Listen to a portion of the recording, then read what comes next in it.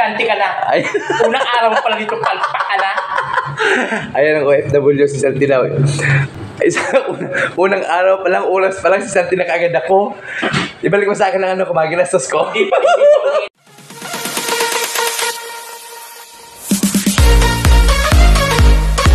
Yan, nakakaluka. Hindi ako mapasok dahil sa doang pintuan, lumabas na ako. Ngayon, abangan natin ang pagdating ni The Original Bida-Bida, si Nital Q.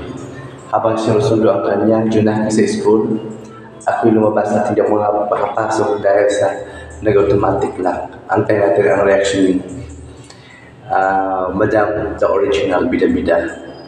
Igan, dumating na si Original Bida-Bida. Nako, sana po dala niya yung susi sa pintuan dahil hindi mabuksan. Ako po hindi nakapasok mula kanina. Ayan po, nagpa-parking na po siya.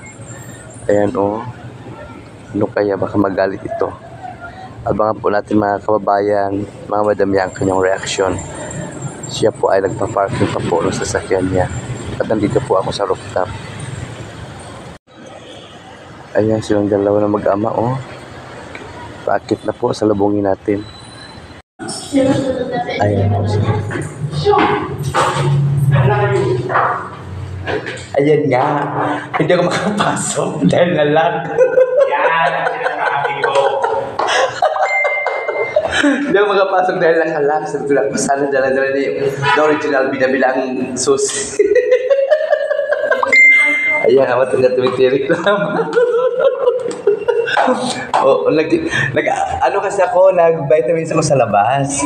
Ngayon, sabi ka lang, hindi ako makapasok mabuti. Ang niluto ko, pinatay ko. Dahil ko hindi na ko. Distante ka na. Ay. Unang araw pa lang dito, palpak ka na. Ayan ang OFW si Santina. Unang araw pa lang, oras pa lang, si Santina kaagad ako. Ibalik mo sa akin ang ano, kumaginastos ko. Hindi pa mainit sa puwet yung... Pero may pinto.